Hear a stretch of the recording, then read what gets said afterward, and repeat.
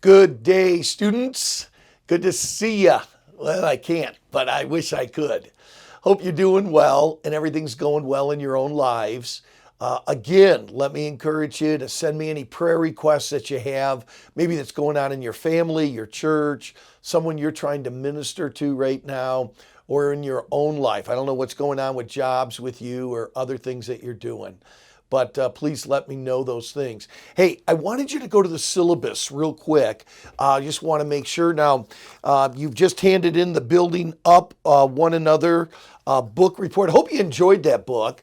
I just love the one another's in the New Testament and how we really are encouraged and the relationships that those one another's bring. Post one of them that you like the best. What's your favorite one another? Submitting yourselves one to another, comforting one another, praying one for another, whatever it is. I'd love to know that. Go ahead and post your favorite one another. But I did want you for a moment to look at the syllabus. The next project is going to be the Christian Service Relationship Project, which we've changed to any relationship. This is the project due on April 18th. That you will send in, that you will have taken at least one of the lectures that you have heard and you've implemented it, applied it to a relationship in your life. Now, originally we wanted that to be something in ministry, but I understand the restrictions that we have right now. It may be someone in your home, but you took one of the lectures, how to become a peacemaker, forgiveness, spiritual gifts, how to appeal to authority, the 10 commandments to corrective communication, being an encourager. You took one of those lectures and applied it in a relationship that you're having right now. And then give us a report on that. And you've got to post that. And then we're going to discuss that one with another of what you could have done or what you did do that was really just great. I'm looking forward to reading those. And then I wanted to mention this. The other project on the Taylor Johnson temperament has been moved to April 22nd. Now, some of you have not, I think by now you probably have received them in mail, your graphs. If you just got your graph, or for whatever reason, I don't think there should be any now, that haven't received their graphs, do let us know. I can work with that and giving you a little bit more time or whatever, but I need to know who that is. But I think everyone's got that. That'll be due on April 22nd, and that'll be an interesting project as well, and how your temperament with somebody else that you chose, what would be the strengths, what would be the weaknesses. We'll talk a little bit more about that later.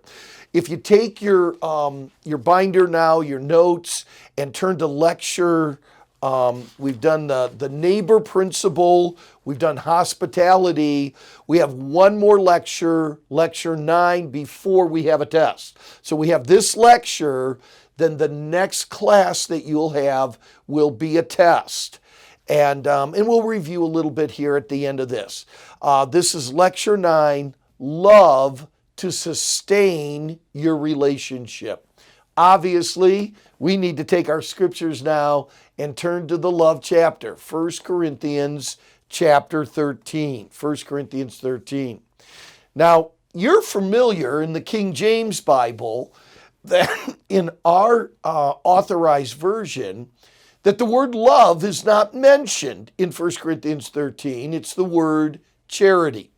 Now, this doesn't always occur, but many times the King James translators took that word agape and they translated it charity when they wanted it to be in a verb form. That's very true in 1 Corinthians 13. This isn't always true, but here we do not have the noun agape, we have the verb agape. It is an action. And I think we need to understand that.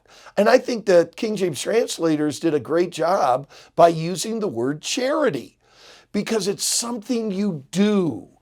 And that's our love towards others is so important that it's an action verb. Well, 1 Corinthians 13 is all about that love in action. Matter of fact, that'd be a great title for 1 Corinthians 13, love in action. And that's why the word charity is mentioned. Our relationships that we have with other people is going to have to be founded on a love relationship, our love for God, and then God's love for individuals. I'm not going to see physically Jesus today. So how am I going to express my love to Christ today? By my love towards other people. I think it's important to see and understand that when we love each other, we are expressing our love to God. And that the world will know that we are His disciples by our love one towards another. And really, all of the law is summarized in 2 commandments. Love the Lord thy God with all thy heart, and then, likewise, love your neighbor. Love each other as well. So we look at 1 Corinthians chapter 13. I want to do something if we could. Could we read through the chapter together? And I'll read out loud. Do feel free to read with me out loud if you'd like, or read silently. But I want to do something. Every time we come to the word charity, I want you to say Christ. I want you to read the word Christ. The picture of our love towards one another is exemplified in the life of Christ. Everything we're about to go through in this little lecture has to do with the way Christ dealt with other people. And I encourage you, whenever you're in a relationship in ministry with other people, you want to know what your example is. How do I love this person? How do I love this person on the staff? How do I love this person in the church? The way Christ loved others. Find an example of Christ loving in the Gospels. Find an example of Christ loving His enemies, of Christ loving those that were that didn't understand, that those that were short with Him. Find an example of the way Christ cared and loved. So we see in 1 Corinthians 13. So here we go, 1 Corinthians chapter 13. I'm going to read it. Wherever we come to charity, we're going to put the name Christ in there. Here we go. 1 Corinthians 13. Though I speak with the tongues of men and of angels and have not Christ, I am become as sounding brass and tinkling cymbal. And though I have the gift of prophecy and understand all mysteries and all knowledge, and though I have all faith so that I could remove mountains and have not Christ, I am nothing. And though I bestow all my goods to feed the poor, and though I give my body to be burned, and have not Christ, it profiteth me nothing. Christ suffereth long, and is kind. Christ envieth not. Christ vaunteth not itself, is not puffed up, doth not behave itself unseemly, seeketh not her own, is not easily provoked, thinketh no evil, rejoiceth not in iniquity, but rejoiceth in the truth. Christ beareth all things, believeth all things, hopeth all things, endureth all things. Charity or Christ never faileth. But whether there be prophecies, they shall fail. Whether there be tongues, they shall cease. Whether there be knowledge, it shall vanish away. For we know in part, and we prophesy in part. But when that which is perfect is come, then that which is in part shall be done away. When I was a child, I spake as a child. I understood as a child. I thought as a child. But when I became a man, I put away childish things. For now we see through a glass darkly, but then face to face. Now I know in part, but then shall I know, even as also I am known. And now abideth faith, hope, Christ. These three.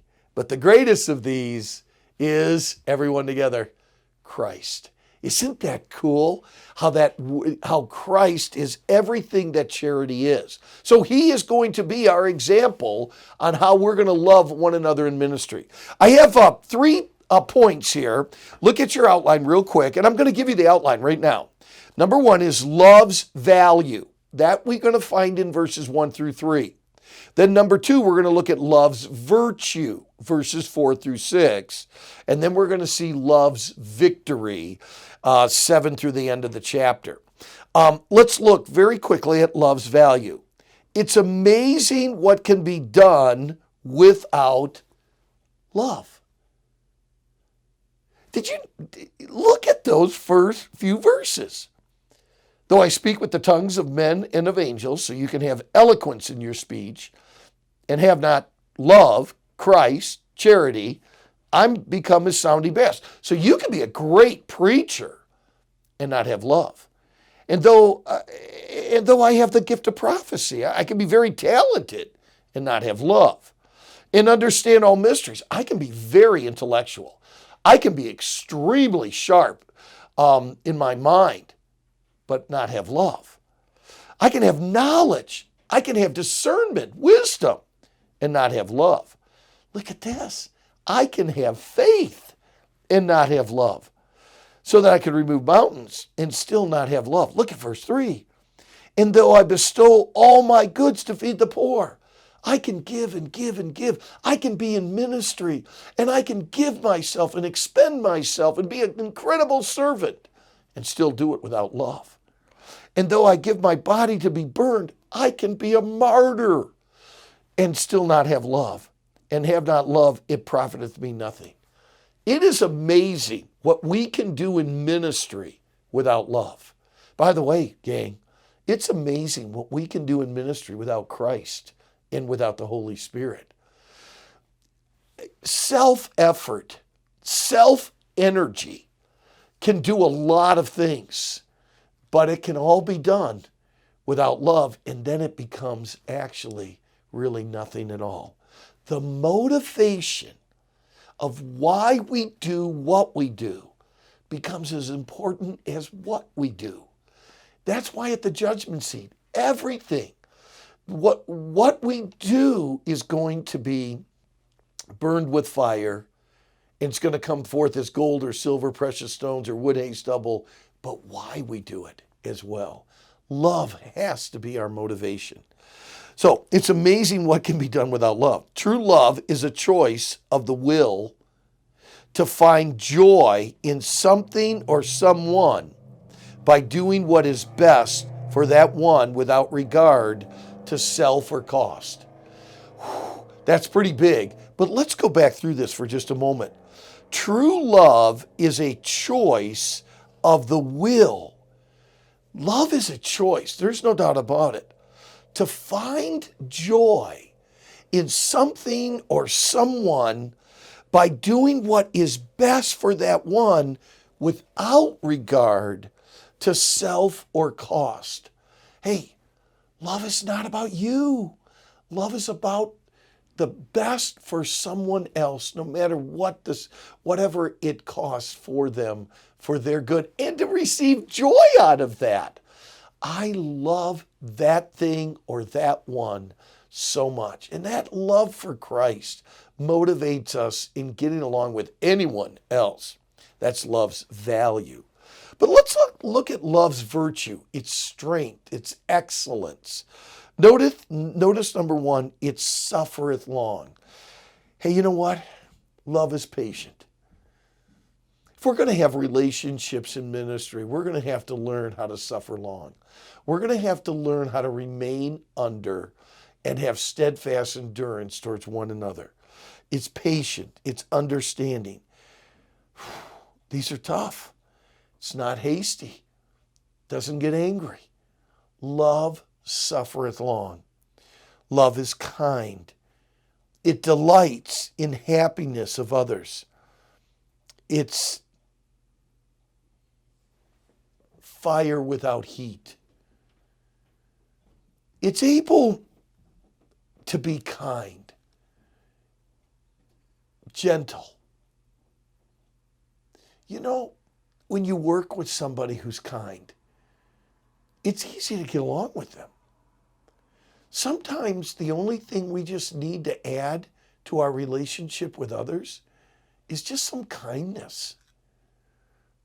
Today, the people that you're living with right now, maybe isolated or whatever, that you're in that family. Why don't you try suffering long and being kind and see if the relationship doesn't change? It envieth not. It realizes it realizes that there's inequalities and is satisfied. You know what? That person may have more talent than me. That person may have a better position than me. That person may have gotten a bigger check than me. You know what? It's not about that. I don't envy them. I rejoice that they got that. That's the kind of relationship and love that we need in our ministries if we're going to work with others. I'm telling you, we've mentioned it before in our class. It's easier to mourn with them that mourn than to rejoice with them that rejoice. Don't envy what someone else has been blessed with. Maybe someone's in a different part of the country and they're already back to work and you're still stuck in your home. Don't envy that. Don't get upset with that. Rejoice with that. But even the people that you live with, when you're in ministry, other people will be blessed. Other people will get positions and see fruit that you don't see. Don't envy over what someone else has had and that you weren't allocated yourself. I like this. Vaunteth not itself. Love doesn't boast. It doesn't parade itself. It doesn't say, see me. You don't do things based upon how people see you. Pastor, look at what I've done. Hey, Pastor, see what I'm doing in the ministry? That's not love. And I will tell you, that vaunting of itself, the fear of man bringeth a snare. Stay away from that. It's not puffed up. It's not haughty, bigger, better, more important than others. Doth not behave itself unseemingly. Always acts right. Love always is appropriate. It always has manners. I love that. Doth not behave itself unseemly. In other words, love always acts in a loving way. Seeketh not her own. Now, I think this is a key to love. Look back at that definition, that it finds joy in someone by doing what is best for them. It seeketh not her own. Love is not about self. Love is about others. And when we come into ministry and we have this kind of love, how can it not be a joy to work there? How can it not be a blessing? And how would other people not want a relationship with you if you seek not yourself in your own interests? It does not demand anything for self. The heart of love is John 3:16. For God so loved the world that he gave. That's the heart of love. Is not easily provoked. It's not quick-tempered. It can take a lot. I like that. Thinketh no evil. I love this little one. Love doesn't, you know what it means? It does not keep records. It does not keep receipts on other people. It forgives. You get it over with. It takes care. We talked about that earlier in forgiveness. But love thinketh no evil. It doesn't keep receipts on other people. You're not keeping the books on what other people did you wrong. Love doesn't do that. Love rejoices not in iniquity. It is not accepting of others' sins. Now, I think this is a very important one. Love is not accepting, intolerant of other people's sin. If you love someone, you don't want them to be in sin. This is the whole thing in this LGBTQ thing about acceptance. Oh, you Christians don't love. No. We do love you. We love you so much. We don't accept the lifestyle that you have because that lifestyle will not be good for you. Acceptance of another person's sin is not love. Love rejoices not in iniquity.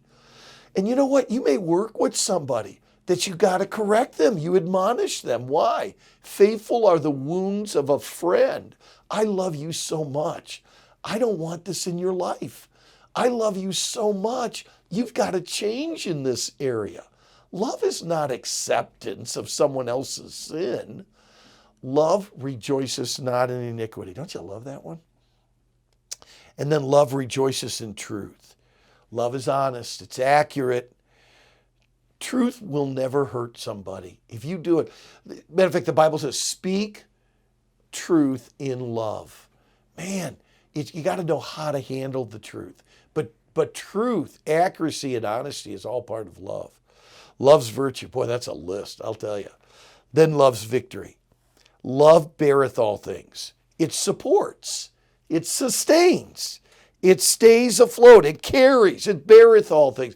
When you're working with someone in ministry, you come alongside of them and you help them and you support them and you bear what they're going through. Love believeth all things. It has confidence and commitment. God's going to do something great in your life through this. God's going to use you. That's how you need to come to ministry every day. Love hopeth all things. It's optimistic of good that will come. It has a great optimism to it. And then finally, love endureth all things. Love never quits. Love is strong and it remains under. It endureth all things. It doesn't let go. Love believes, love bears, love hopes, and love endureth all things. Wow. Bring this charity into your ministry. And I'm going to tell you what, gang, you're going to have some great relationships. Why don't we practice 1 Corinthians 13 this week? Love to hear what it did for you and how the relationships that you may be in right now in your own home. All right, so we got to review very quickly. So you better know love's value, love's virtue, and love's victory. Know the verses that it goes with. The last one, love's victory, is verses 7 through 13 in that. And then know some of the descriptions of some of this love, what love is. Go back over there. Some of that will be a true false. Know the 10 commandments to hospitality and be able to probably put in one word. We got to make sure we got the exact word in there. So make sure that you got the 10 commandments. And then there's some hospitality is. Those will make some good true and false questions as well. And then the neighbor principle. And like a good neighbor, a Christian is there. Make sure that you understand the neighbor principles. So the neighbor principle, hospitality, and love will be on the next test. And then we'll go right into the next lecture. And I'm really excited about the next lecture about communication. In having relationships with other people, you got to learn how to communicate with them. And we're going to learn some principles with that. All right? Hope this was a blessing. Let's practice 1 Corinthians 13 this coming week.